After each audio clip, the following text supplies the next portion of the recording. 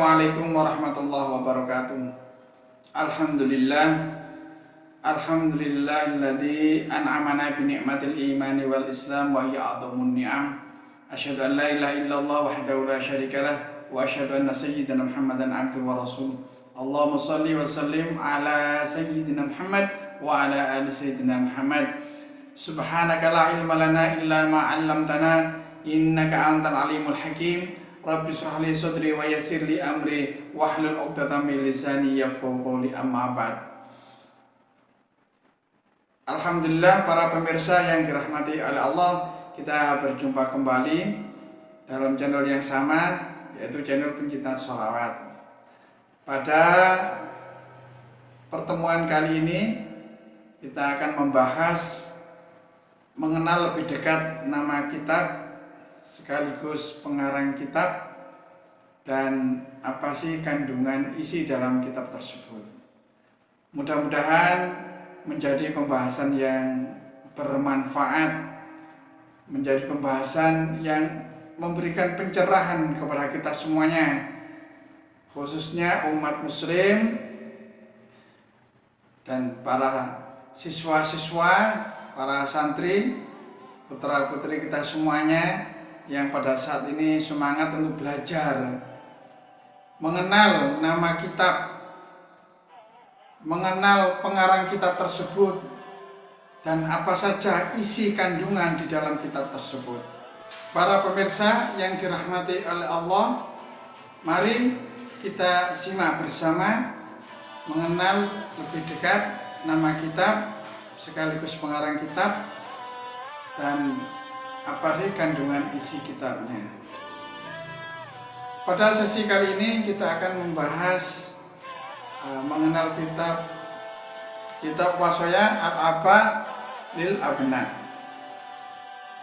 Kitab Wasaya ini sangat populer di negara kita Indonesia. Kitab ini dipelajari di beberapa pesantren baik salaf maupun pesantren modern, di pondok-pondok, di wilayah-wilayah pedesaan ataupun perkotaan.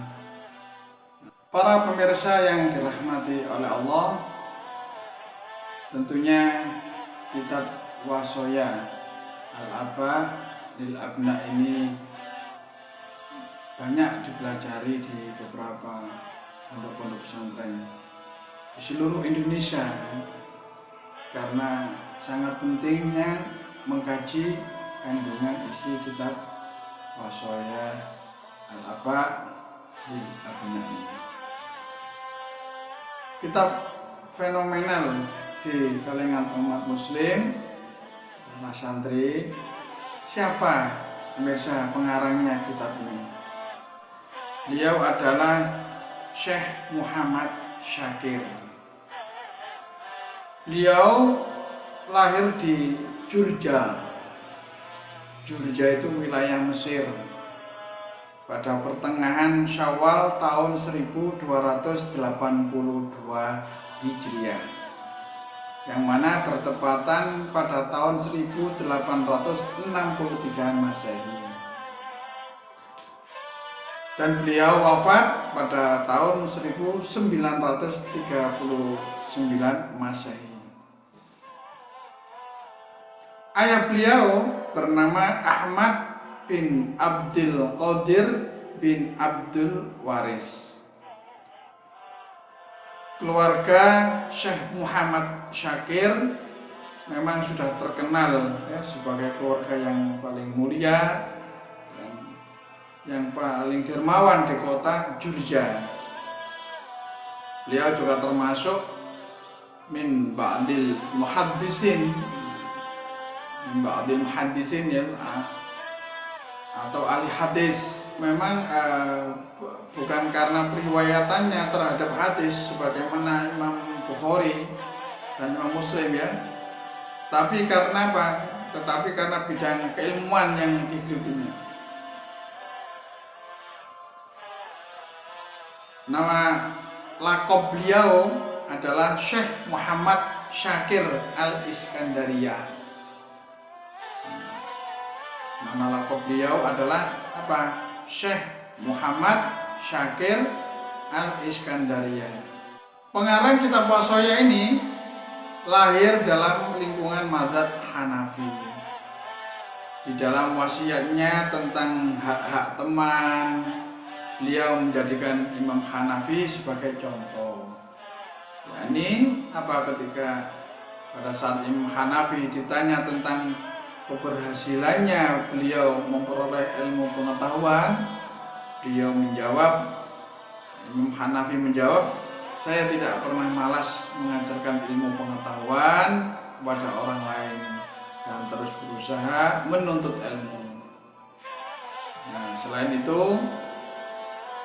sebagian warga Mesir adalah pengikut mazhab apa? Imam Hanafi, termasuk mazhab Maliki, yang mana kedua mazhab tersebut mendominasi wilayah Mesir sebagian besar.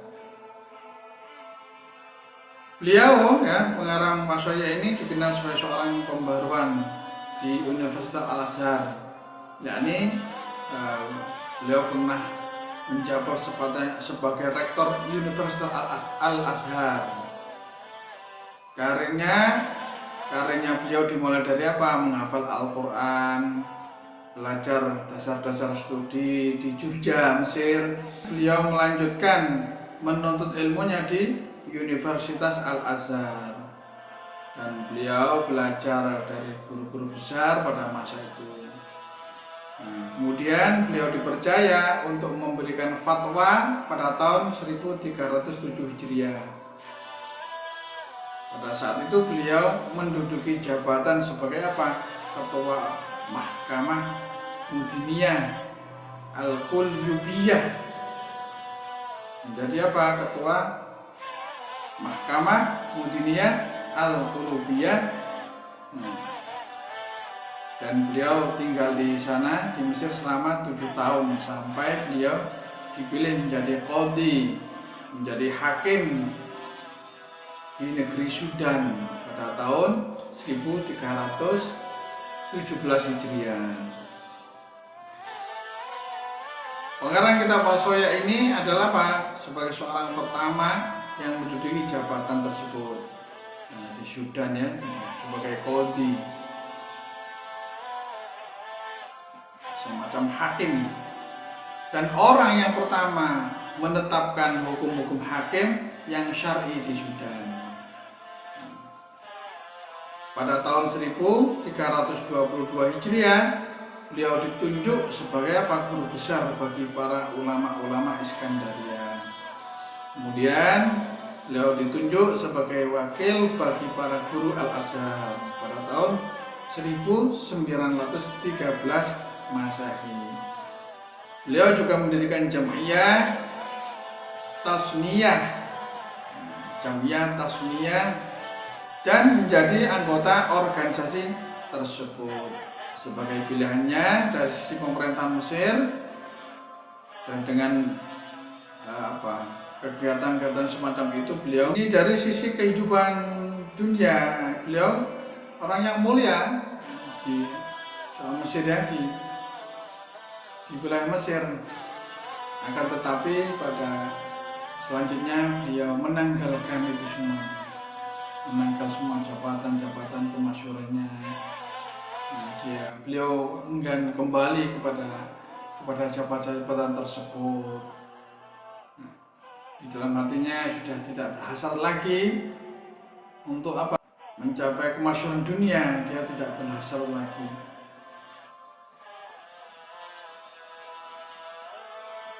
Bahkan beliau apa? Ingin, ya, mengutamakan untuk hidup dalam keadaan apa? Dalam keadaan pikiran, amalan, hati, dan ilmunya bebas lepas. Syekh Muhammad Syakir banyak literasinya dalam ensiklopedia maupun situs-situs, ya, internet, ya. Beliau adalah seorang penulis yang produktif. Karya-karya ilmiah beliau, ya, bentuknya makalah ataupun tulisan-tulisan singkat dari buah pemikiran beliau. Karya-karya beliau, ya, berupa buku-buku,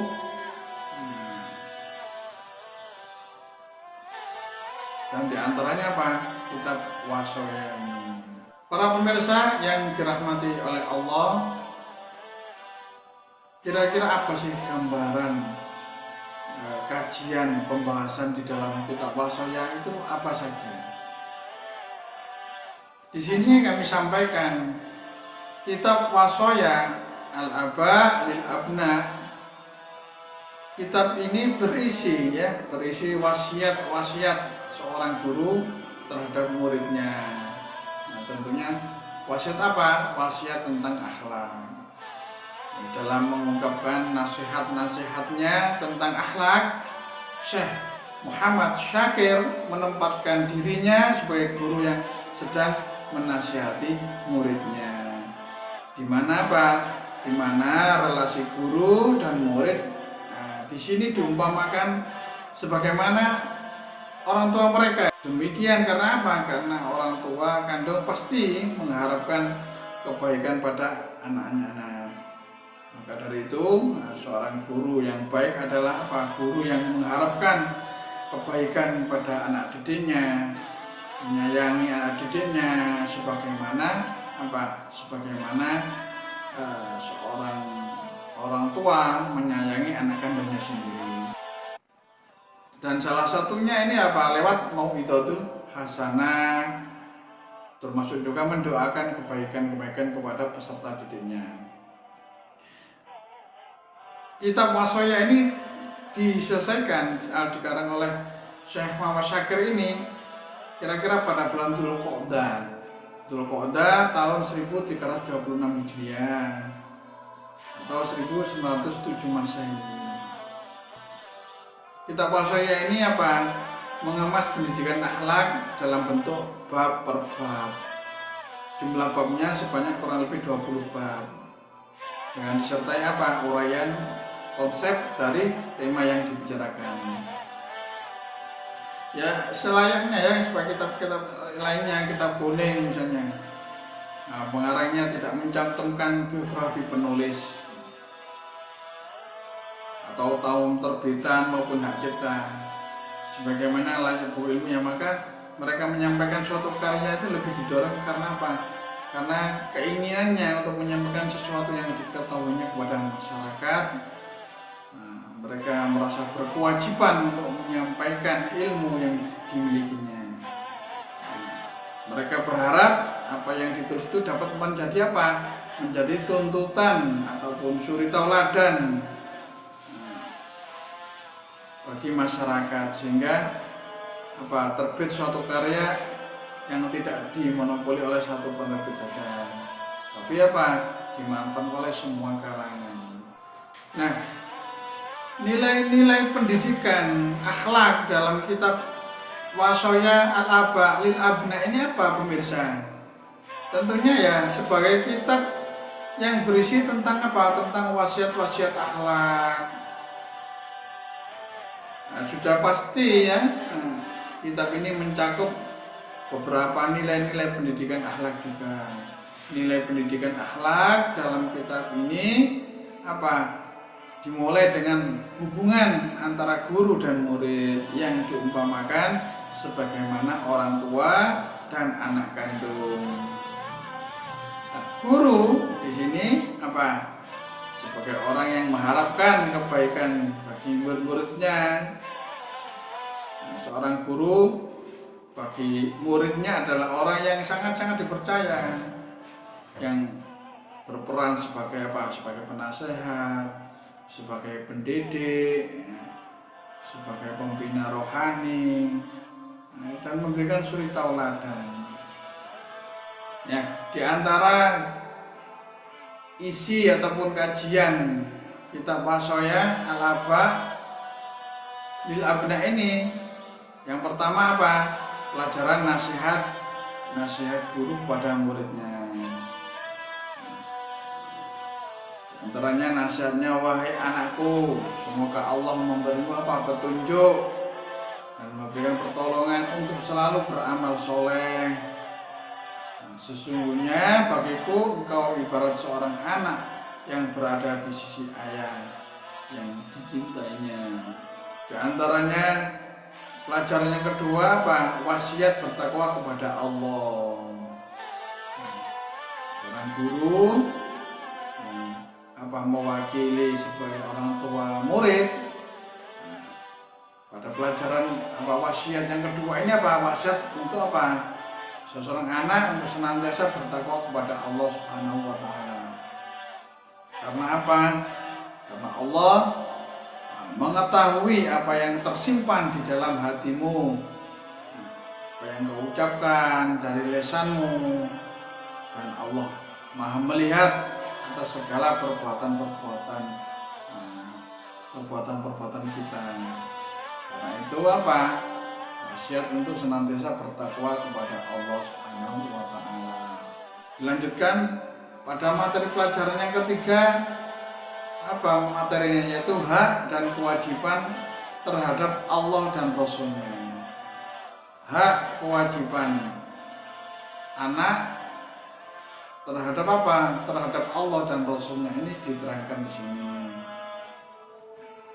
Pada materi selanjutnya, pelajaran yang keempat, hak dan kewajiban terhadap kedua orang tua. Ini memberikan nasihat kepada para murid untuk berbakti kepada kedua orang tuanya. Nah, ini di dalam kitab ini diterangkan para pemirsa. Pelajaran yang kelima, hak dan kewajiban terhadap teman. Ya, hampir-hampir sama dengan kitab Akhlakul Bani, seperti itu ya. Membahas akhlak tata krama seorang murid terhadap teman-temannya di sekolahan. Ini dalam kitab Wasaya ini dibahas semuanya. Termasuk juga pelajaran adab dalam menuntut ilmu, sikapnya, sopan santunnya, peserta didik ini terhadap bagaimana sikapnya terhadap gurunya, bagaimana sikapnya terhadap ilmu-ilmu yang dipelajarinya. Ini adalah pelajaran akhlak. Para pemirsa yang dirahmati oleh Allah, di dalam kitab Wasaya ini juga diajarkan pelajaran yang ketujuh, adab belajar ataupun mengkaji ulang dan diskusi. Nah, di sini diharapkan ketika belajar peserta didik ini mempunyai akhlak yang baik, mengulang-ulang materi pelajarannya. Nah, diharapkan anak-anak menjauhi hal yang sifatnya perdebatan yang tidak ada manfaatnya. Ini pembahasan kitab Wasaya.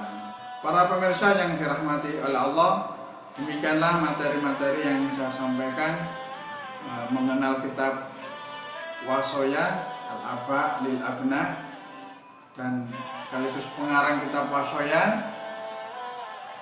Termasuk juga dilanjutkan dengan isi kandungan dalam kitab tersebut. Mudah-mudahan keluarga kita juga mempelajari kitab Wasaya ini, karena sangat pentingnya pendidikan akhlak. Demikianlah materi yang saya sampaikan para pemirsa, mudah-mudahan ada guna manfaatnya. Kurang lebihnya mohon maaf. Kritik dan saran akan senantiasa kami terima untuk memperbaiki, untuk lebih berkualitasnya channel kami ini. Atas perhatiannya kami ucapkan terima kasih. Assalamualaikum warahmatullahi wabarakatuh.